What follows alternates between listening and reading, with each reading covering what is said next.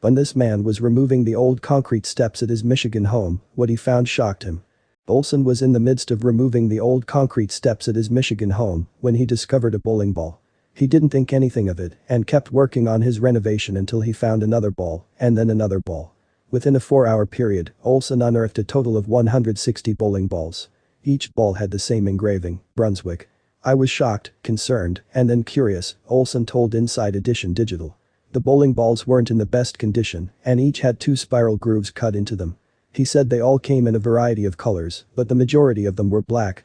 And, most were the same size and diameter, but were varying weights. My first question was, why is this here? Was there any more? Are they composted hazardous materials? And if so, how I would go about disposing of them? Olson said.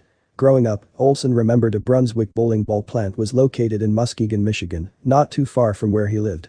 As a father of 3 young children, ages 1, 2, and 5, he said he wanted to make sure the balls weren't toxic and called Brunswick Bowling Products, who told him that the bowling balls, which were made in the 1950s, were indeed safe and could be disposed of.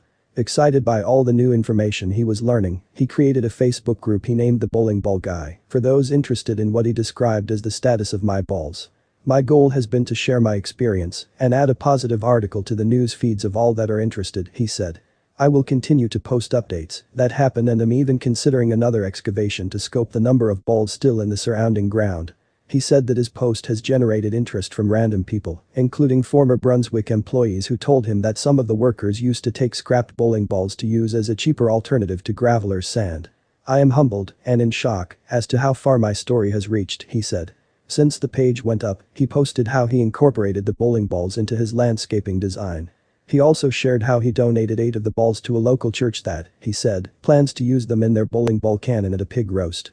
Some are also going to his stepfather, who plans to use them as custom furniture legs. As Olson continued to dig in search of more balls, he said he was bowled over when his story seems to have scored points with the people at Brunswick. Olson said a global marketing representative sent him an email that he showed to Inside Edition Digital, which said that his bowling ball discovery was creating quite a buzz in the local and industry news, and then inquired if they Brunswick could get 1 or 2 of the balls for their offices that would be great for conversation and nostalgia. Olson told Inside Edition Digital that he was hoping to negotiate a trade with the company and figured it may be a good time to play some hardball. I told them I will give them 2 of the more attractive balls I have in exchange for 2 new Brunswick bowling balls, Olson said.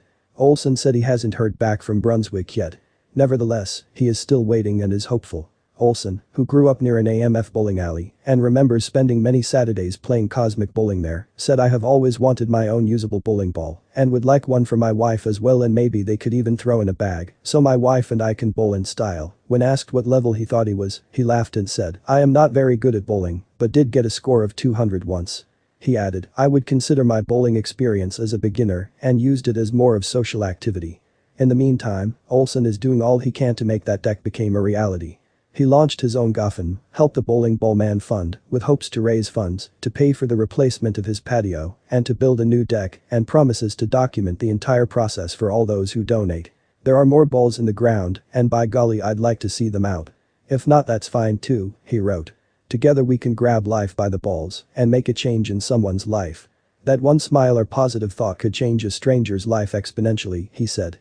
As of Wednesday, Olson has raised $25 towards his goal of $15,000 and feels hopeful as to keep the ball rolling, he said, to help finance his future excavation.